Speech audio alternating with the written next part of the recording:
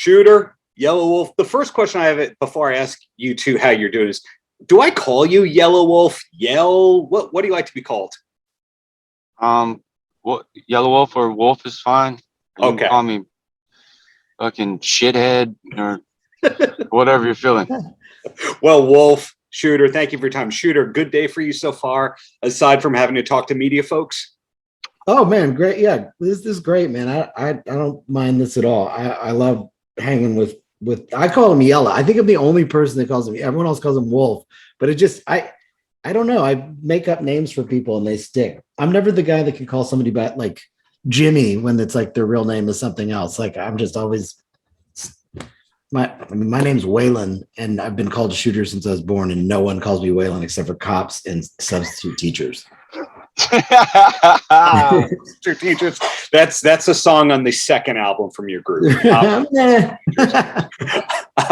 But really, it's great to connect because I'm a fan of both of your individual works. But Sometimes Why is a great album that came seemingly from nowhere, and I don't even think of it as an album. I think of it as a mixtape, given all the styles and genres that you go between. So what I want to know, and I'll throw this to Wolf, when did you start making this album and how long did it take?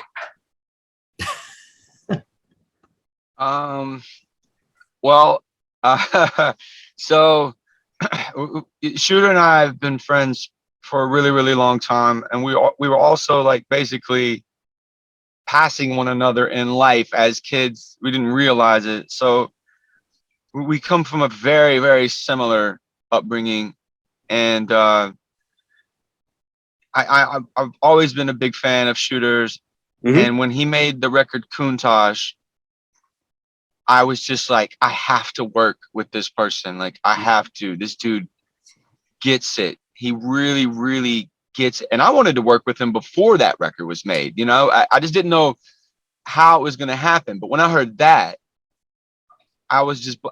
it's still one of my favorite albums of all time. I still listen to that record top to bottom, just put it on and just ride. So that I was so influenced by that record and so inspired by that record. Mm-hmm. It was very like really ballsy of him, and I love risk takers.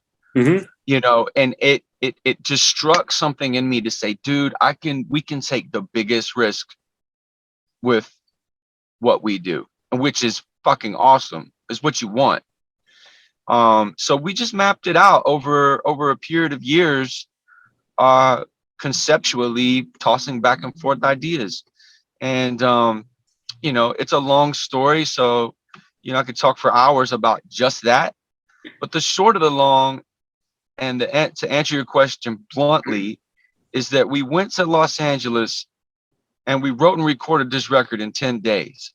Wow. Wrote and recorded in 10 days. Yeah. We cut one demo online, like during quarantine. Mm-hmm. He sent me a guitar line, and I threw it in my lab and I wrote and recorded a demo. I sent it to him. He's like, dude, fuck, we got something. Mm-hmm. And so I was like, well, let's fucking make it happen. So we got everything together and booked out Sunset Sound. Oh, and I showed up, had never met the band before, none of them except for Shooter. And we just clicked immediately and just wrote all the records right there. We actually wrote like fucking 20, but we ended up like, you know, picking the best of what we thought was the best of that made the most sense for the record. So in short, 10 days. Wow. Well, Shooter, before I ask the next question, can you take a compliment? Because those are some really nice words said about you. I mean, look, he is very kind. He gives me a lot of credit. You know, I could do the same with him because I've been such a fan of his, you know, so I appreciate the love, but it shows on paper because we had a suspicion, and then we had one example, and that one example was like, dude, this is like my favorite. Like, it was just the juxtaposition was like, this is my favorite kind of shit. Like, I can't wait to see what we do. and you never know if you're going to go in there and be like, oh, that was the best song. Yeah. And then you get in there and like every one of them is starting to be like this. And like, I'm not saying that everybody in the world's going to love it the way I love it. But 99.999% of everything I ever work on, I never listen to it again when it's done. I'm just, there's something about it that it's not, I could have improved on it. And this is not that. This is the first time. And I've told him this, we've told each other this, but that feeling, it makes me feel like I accomplished something that I've been trying to accomplish my whole musical life in a way. So his style mixed with my style, mixed with this band's style was like, it was like, these are some of these guys I played with for 20 years, but we never unlocked this thing until you added Wolf to the mix. Look, I called him Wolf. You called him Wolf, not Yelawolf. But yeah, the first song that I heard from the album was not the latest single, Make Me a Believer. It was Sometimes Why, the title track.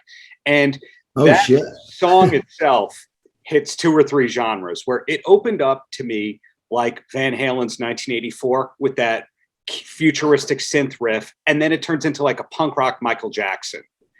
Yeah. So that, both of my wheelhouses right there, but the 1984 Van Halen opening, coincidence, or is there actually some Van Halen influence in the group? Nah, dude, not. I mean, if there was, it was extremely serendipitous and unintentional, because the opening actually started. I sat down on his synth. He had a synth, and we were just, this is how most of our days would start. We just fucking tool around with sounds. Yeah. So I sat down on that synth and I wrote that synth line. He was just playing it. I was like, hit record now. Just making all that up, like right there. Yeah. So he recorded it, and he was just, we're in there just like, what do we do with this? And it ended up being a great opener for the album itself. But then when I gave everything up when I came to that corporate throne, it was just like punk rock Michael perfect, Jackson. That's a compliment. Like, right? It was just like kinetic, it was unintentional and intentional at the same time. And the whole album was that way. It was like we were discovering everything as we were doing it, like, yeah, fuck yeah, or no, that's not working, moving on, type of deal. Yeah. And the next song on there, Hole in My Head, if you just listen to the music, at first you're like, this is a #1 adult contemporary single. And then the lyrics kick in, you go, oh, these guys like Ween. I think these guys like Ween. It's this thing where you guys can Ween. Is there Ween? It couldn't be farther from where we're aiming, but it's like, I love it though. Well, so that's why I call it a mixtape, where sometimes you're funny, sometimes it's scuzzy, sometimes it's real and romantic, sometimes it's fast, sometimes it's slow. Was there a mixtape influence or mindset when you were writing it? No fucking way, dude. We fucking made an album. Yeah. We made a rock and roll album. And I think that it may be, listen, I come from a fucking very educated hip hop background, And so when you mention a mixtape, immediately I think easy, because that's what mixtapes are. They're fucking easy. And this is an album that will stand the test of time, a studio album, not an accident, on purpose. We set out to make this goddamn album, and it is an album. So do not call our album a mixtape. I think you're talking 1984, like in your bedroom, putting all your favorite different bands on one tape, as opposed to like the that's rap. What I was actually doing. Point goes to Shooter on that why, one. You see, that's why Shooter is my best friend. That's why he's one of my best friends, because he knows how to translate what I'm saying without me being a total asshole. No, yeah. But so to me though, but what you're saying, look, Thriller is one of my favorite records of all time. I think it's a masterpiece of an album. And if you look at that album, You look at that. Yes, you could do the same thing with that album. You could say, oh, look, here's a song, with, you got Beat It, which was because Quincy Jones's mindset with that album was to make a song that would play on every genre of radio. So they had Beat It. He gave My Sharona to Michael Jackson, and he went home and he wrote Beat It. And if you listen to, Billie wow, Jean, I didn't know that. Yes, yeah. Quincy wanted to make it touch all sides of the spectrum, So that was very intentional. Ours was not as intentional, but it was the same mindset because we grew up we were MTV kids, man. I watched your MTV Raps as much as I watched Headbangers Ball, as much as I watched 120 Minutes. And I loved all those bands. My favorite band when I first got into music was Nine Inch Nails. But like, I love Hank Jr., So when we get there and we're in our late 30s and our early 40s and we hit this studio, we're going in with all of that. And so to us, there's no rules. So as we were making up songs, Catch You on the Other Side is kind of Beatlesy, just like Ebony and Ivory had Paul McCartney on it or whatever, like there's all of that stuff is sinking into it, but there was no intention of things sounding different. We did 20 songs. If you heard the stuff that got thrown out, maybe some stuff, like we had DJ Paul come in and do some stuff on a song, and it wasn't great, but it was also hip hoppy, and we were definitely like aiming for a rock and roll record. Mm-hmm. But it really didn't matter because the 10 songs rose to the top very quickly. So it was like Hole in My Head was the first song, the demo song, you know what I mean? Mm-hmm. But it was like that, to me, doesn't sound like Ween or adult contemporary. To me, when I sent it to him, it was like a kind of synthed out Hank Jr. song or something. I don't know how to describe that because that's not really what it sounds like. But in my mind, as I was like coming up with some of the chords to that song, I think I was thinking about something from early Hank Jr., like 70s style when he was doing the Steve Young thing. So like, I get what you're saying, and I understand how that translated to Yelawolf too. But no, there was no intention of there being like doing things that were different genres. Like to us, this was all one style, and it was like our style, the stuff we like. That makes so much sense to me that after you explain it like that I'm talking to a Grammy-winning Americana producer, but you don't just listen to Americana all day. And Wolf is also listening to rock besides all the collaborations and all the hip hop he's done. So hence it's organically, we listen to all this stuff. So all this is going to pump through influence wise. So now we're on the same page. Yeah, I think so.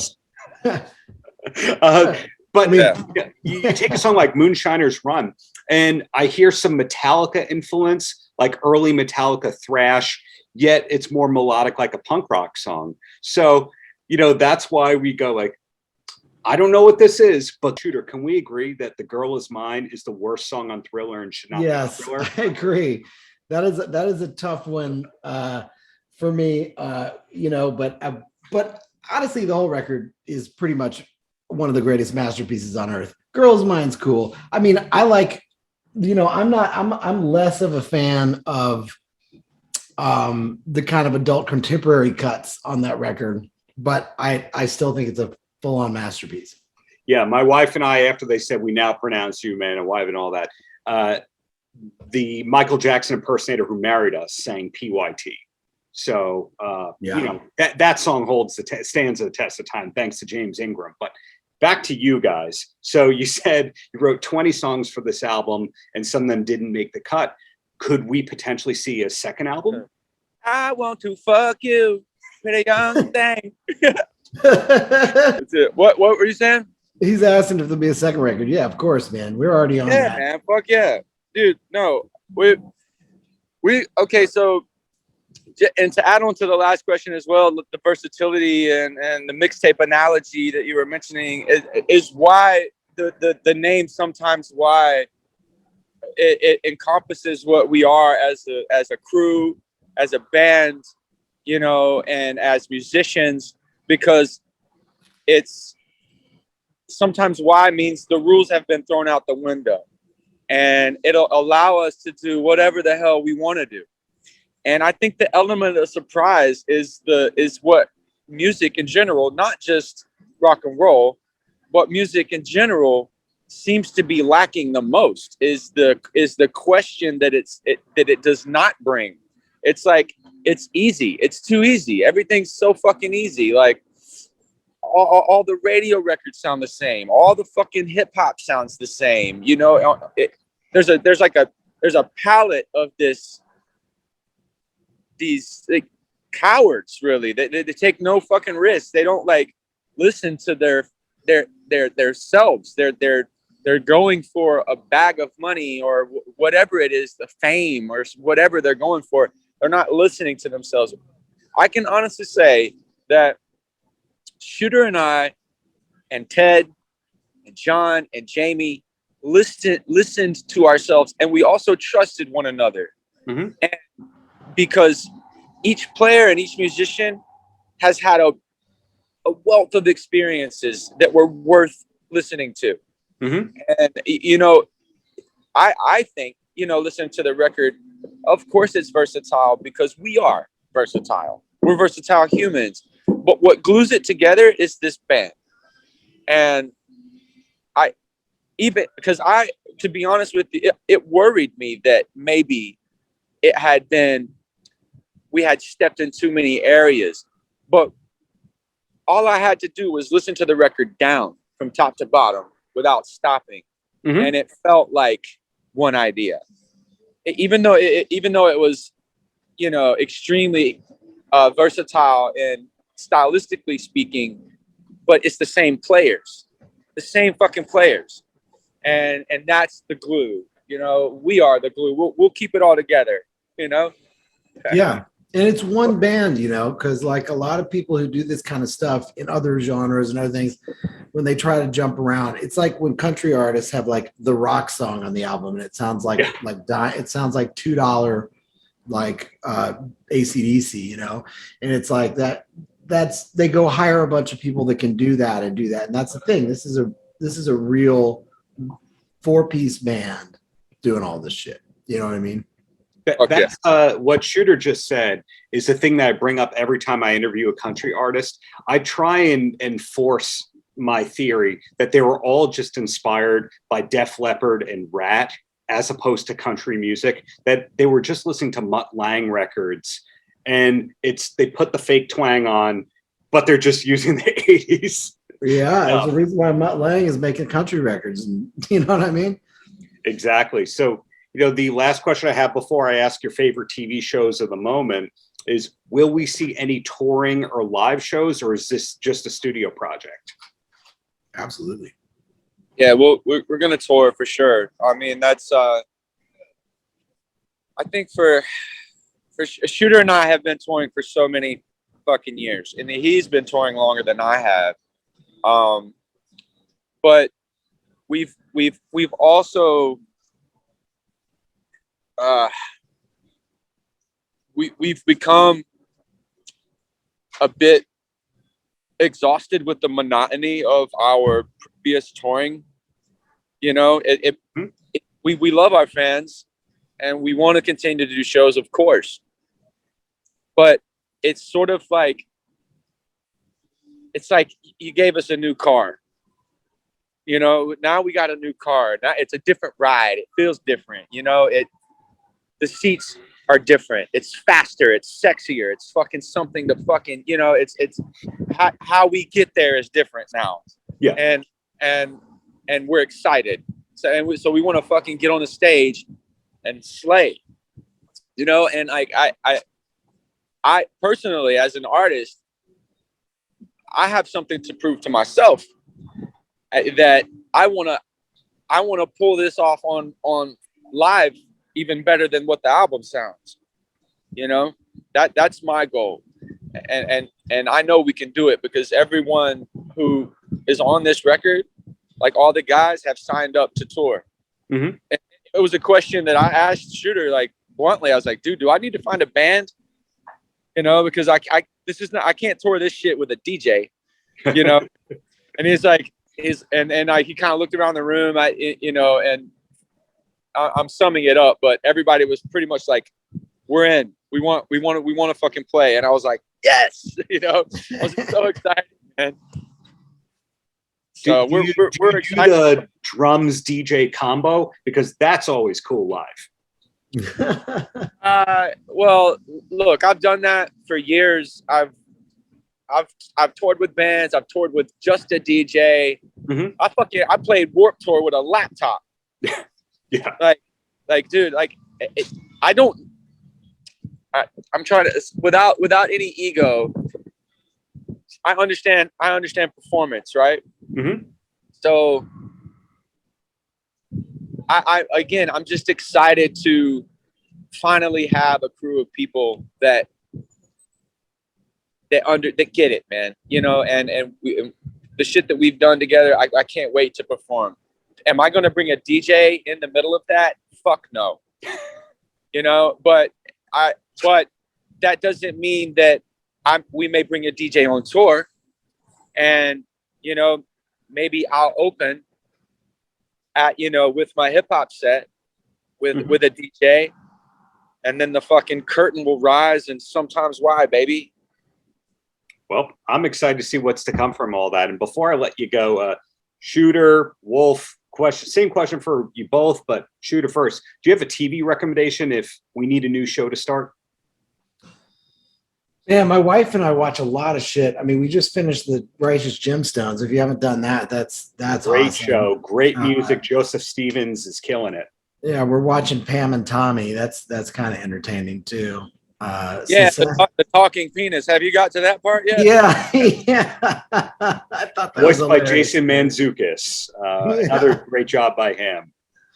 Yeah, that's cool. I just saw Batman, man, in theaters. That was badass. So I'm on that high right now. So now I know you could tolerate 3-hour movies. So you've got a good attention span. I tell you what, like, I cannot get through a goddamn series to save my life. Every time I start something, and my wife, like, she picks on me about it. She's like, as soon as I start the place, she's like, you're not going to finish this. And I'm like, you're right. I'm not going to finish this. So, but I'm here's something really strange. I don't know if anyone else is this way, but I know I've never known anyone like this. I fell asleep to Hateful Eight. Oh shit, I love that movie. Dude, I fall asleep to that typically every night. I fall asleep to I've seen that movie probably 500 times, and that's no exaggeration. Like every night for like a year and a half, I'll just put it on and I'll go to sleep. And I love movies, but sometimes like it's like a comfort thing for me. I don't know if anyone can relate to that kind of. Oh man, 100%, dude. My dad used to fall asleep to Superman every night on the bus.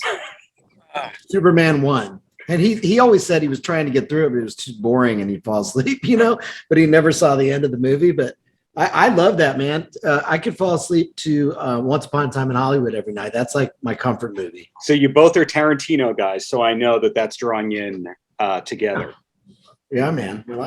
I like artists. I like artists. Yeah, I could have the craziest anxiety, be wound up like a motherfucker. And as soon as that opening scene with Samuel L. Jackson sitting on that pile of bodies in the snow. Yeah. I'm like, oh, thank you.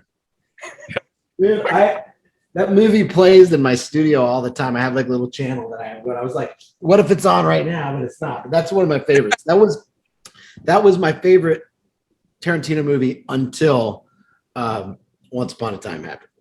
Oh, I love that movie. God, I love that movie. Once Upon a Time in Hollywood, bro. Brilliant. That's my favorite movie. I can never understand why it was so slept on, man. That shit is, God, I love that movie. Dude, I read the book and everything. Like it's so good, man. I could quote that all day long. Well, what I've learned today is this is not a mixtape. This is an album. And there's a second non-mixtape album possibly coming. There's some touring coming, but no DJ up there unless it's Wolf opening up the show with the hip hop stuff and then going into the band. Listen, man, if you're passionate about the mixtape thing, go ahead and quote it and call it a mixtape. But I'm telling you, you're putting yourself on the chopping block. Okay, I'm on the chopping block, but I hope to see a live gig from you two in New York in the very near future. And really, thank you for your time and the many years of great art there. You got it, man. Thank you, man. Cheers, man. Paltrocast.